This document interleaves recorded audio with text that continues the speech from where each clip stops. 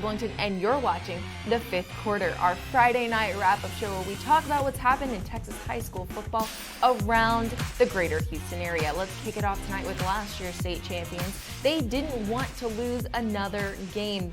North Shore Mustangs played Ridgepoint last night on Thursday. They defeated Ridgepoint 38-7, proving that they're trying to get the momentum going and back on track, and they're not in a state championship lull. Up next, the team that beat North Shore last year, the number 2 team in the state, the Katy Tigers, take on Atascocita, the number 8 team in the state. And Atascocita is not an easy team to play against. Last season in 2018, they had 2 games where they scored over 70 points. And tonight, Katy held them to a very low score. Last week, Atascocita scored 69. Well, tonight they only scored 14.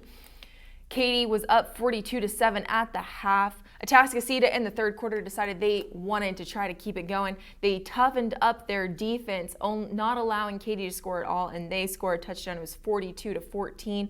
Well, Katy had to add on to that lead. They scored a few more touchdowns. Final of that game was 56-14.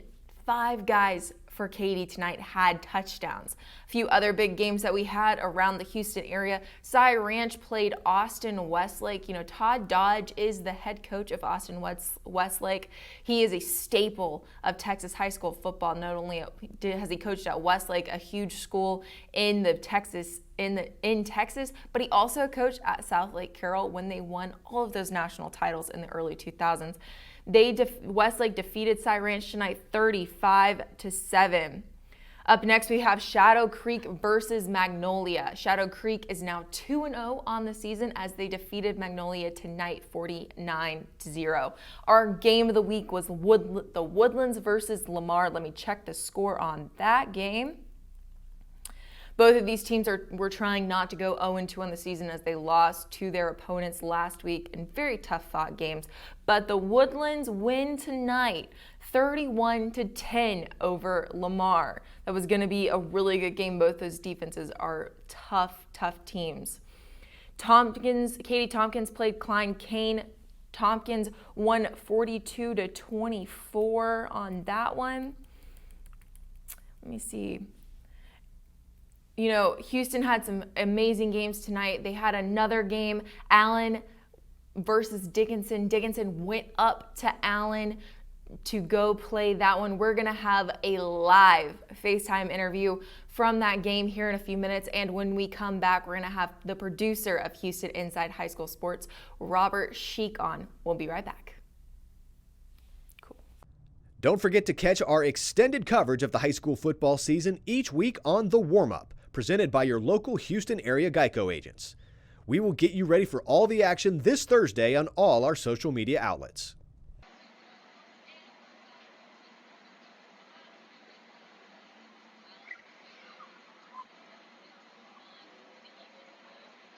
Pretty good. How you doing? I'm good. Thank you so much. So, talk about this Allen versus Dickinson game since you were there live in action.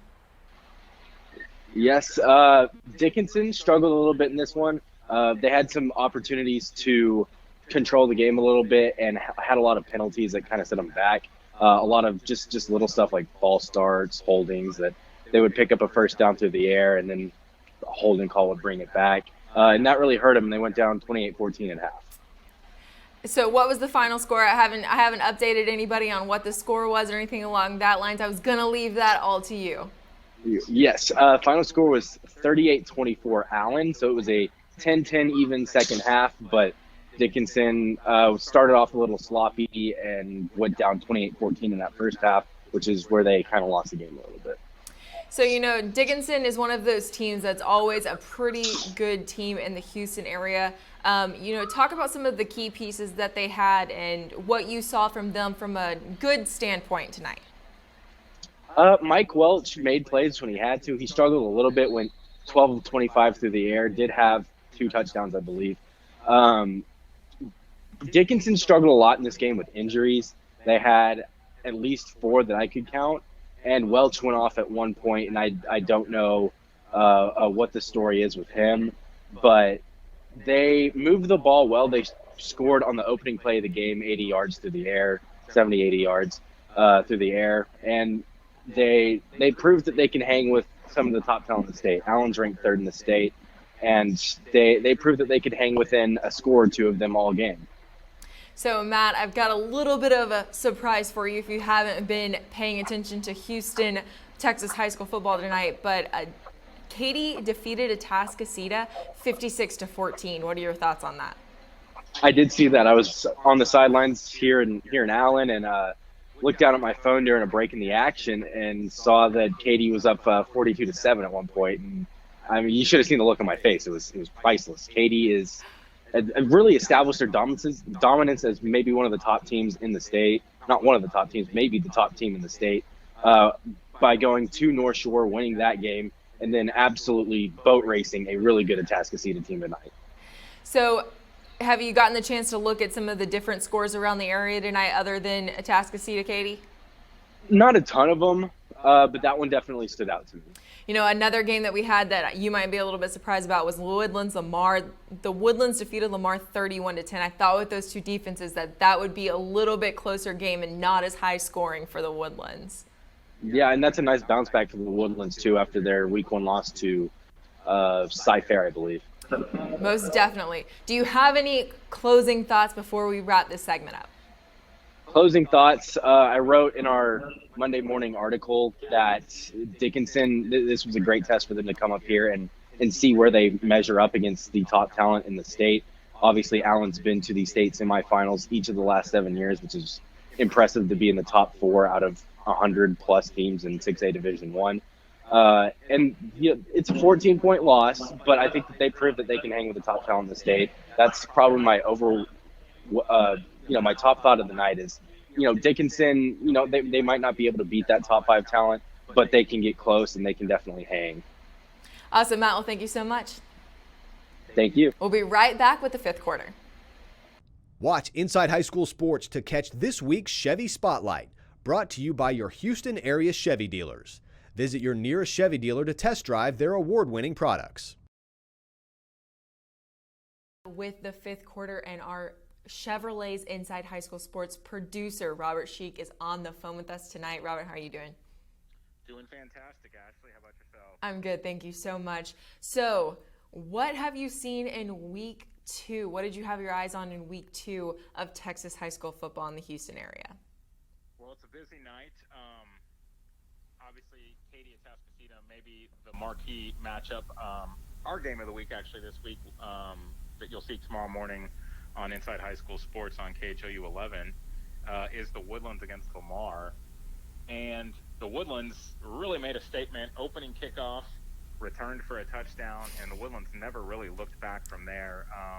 Kind of a wild moment, too. The first play to start the game, the kickoff return for the touchdown, but not often you see this. Then the third quarter, the first play from scrimmage in the third quarter, the Woodlands does it again. Dawson Shepard picks off a pass and takes it 30 yards for a touchdown. So the Woodlands scores on the very first play of the game and the first play from scrimmage of the second half. Not often you see that. But neither one of those scores, by the way, with an offensive touchdown, which is always kind of cool too. So the Woodlands wins 31-10 over Lamar. Big bounce back win for the Woodlands after a tough season opening loss to Cy-Fair last week. 17-16, I believe, was that score last Saturday evening. So the Woodlands, nice to see the Highlanders bounce back. Lamar, a tough 0-2 start against a really tough non-district schedule of thus far of Westfield and the Woodlands. But second-year head coach Mike Lindsay will get things figured out and have the Texans ready to go and try and defend and win another district title there in HISD. That was something that we covered on in the warm-up earlier, is that neither one of these teams want to go 0-2. Lamar is the team that does that, but another team that's 2-0 like the Woodlands is Katy. You kind of touched about the Katy Atascocita game. What did you think when you saw that score, that Katy beat Atascocita 56-14? Yeah, pretty surprising to say the least. Katy scores on the first drive of the game. I think it took 4 plays, and Bronson McClelland airs it out deep for Jordan Patrick, 78 yards for a touchdown. Katie's up 7-0, just like that. You worry maybe as Atascocita a little shell-shocked, but the Eagles come right back down the field, and our MVP winner from last week, Bryce Matthews, who has a bobblehead in his likeness on its way to Atascocita. Bryce Matthews comes right back down the field, throws a 36-yard touchdown. It's 7-7. Okay, both teams are settled in. Let's go. Well, no, Katie really turned it on from there. The Tigers' defense forced some turnovers, and boy, it was just kind of a train that kind of caught steam, and really no turning back. Once Katie got that going, Ron Hoff had another big game at the running back position for Katie, and the defense, DQ Dawson comes up with another big turnover this week. After last week he recovered the fumble on the kickoff that kind of turned the game around against North Shore, and he has a couple interceptions, I believe, tonight or against Atascocita. So wild game from the standpoint of, boy, who saw that coming? 56-14 a week after Atascocita won by 62 is definitely surprising, and look out, folks. Katie looks really good, really good. So it could be a long season for any team that has to take on Katie on any given night this year. I heard a stat as I was kind of checking in on the games that Atascocita last season scored 70 points in 2 games, and then last week almost scored 70 points. So for Katie to hold them like they did, that just means that Katie, I feel like, is on a whole other level. Another team that is on another level in 5A is Shadow Creek, who played Magnolia tonight, and we saw a blowout win from Shadow Creek, didn't we? Yeah. Shadow Creek looked great. You set me up right there, because that was exactly what I was thinking. Katie looks really dominant in 6A, and boy, Shadow Creek, it looks like it's going to be a tough team to beat in Class 5A this year. 2 huge wins to start the year. Shadow Creek dominated Summer Creek last Saturday, and then the Sharks come back out today, and boy, there must have been blood in the water early against Magnolia. It was 21-0 early in the not early in the first quarter, but it was 21-0 in the first quarter, Shadow Creek, and the Sharks end up winning 49-0. Huge game by quarterback Kyron Drones, the heir apparent, or the new quarterback, I guess, for Shadow Creek this season. And he threw an 80-yard touchdown pass to CJ Guidry. He did it with his feet. Just a big night for Kyron Drones, and just a big night in general for the Shadow Creek Sharks. That looks like a really good football team. It's early. We're 2 weeks into the season, but you're already starting to see some separation at the top, with some of those top teams really showing they are capable of being really dominant this season. So I love the pun, blood in the water. I thought that was great. I couldn't help but almost sit over here and laugh on that one. Great job. Last question. You can find more of those every week on Chevrolet's Inside High School Sports. I love it. Last 2 questions real quick. My first one is, have you been surprised at all, other than, Katie, how dominant they've been? Have you been surprised at all about any other teams or any other games that we've seen in the last 2 weeks of the high school football season? Well, I tell you, one of the cool stories that's maybe flying under the radar, but you'll see highlights Saturday morning, is Clear Falls starting the season 2-0. It's the first time in school history. Now, obviously, Clear Falls has not been around a long time. I think the school opened in 2010, but it's that program has struggled to kind of get its footing, and all of a sudden Clear Falls comes out, 2 nice wins, and a big resounding win tonight against Texas City. And Clear Falls, we saw it last year with Katie Tompkins. Katie Tompkins won a few games early in the season, and everybody was like, okay, we'll keep an eye on that team. And next thing you know, Katie Tompkins goes 3 or 4 rounds into the playoffs. And I'm not going to sit here and say Clear Falls is going to do that. I'm not ready to make that bold of a prediction, but it's easy to brush off. Okay, you win a couple games early in non-district play, but don't start sleeping on a team. when you can change that culture and get a couple wins early in the season, and those kids really start to believe, like, hey, we can compete, across the board, good things happen. And, congratulations to the Clear Falls Knights on a great start so far this year. So we're not saying Clear Falls State Championship, but we're saying keep an eye out for them. Sure, yeah, absolutely. And it's always fun for us, for me in the producer's booth here to get to see some new teams and some fresh blood, mixing things up on the Houston high school football scene. So last question, what can people expect to see tomorrow on Chevrolet's Inside High School Sports at 8:30 a.m. on KHOU 11? A lot of touchdowns, a lot of high-scoring shootouts, including one last night that we I'd be remiss if we left out. How about Fort Bend Travis scoring 49 points against a really good Foster team that I think a lot of people were expecting to be really, really tough in 5A and potentially, hang with Shadow Creek in Class 5A in District 10 5A Division 1. And, Foster may still well be that good, and probably is for that matter. So tip your hat to Fort Bend Travis. Wide receiver Parker Washington, who's headed to Penn State next season, had an unbelievable one-handed catch in the corner of the end zone last night, and you will definitely want to tune into the highlights tomorrow morning to see that one. So Fort Bend Travis starting the year 2-0. Definitely do not take your eyes off that team, because that's a program we've seen make the playoffs, but always seems to run into Katy in the first round of the playoffs.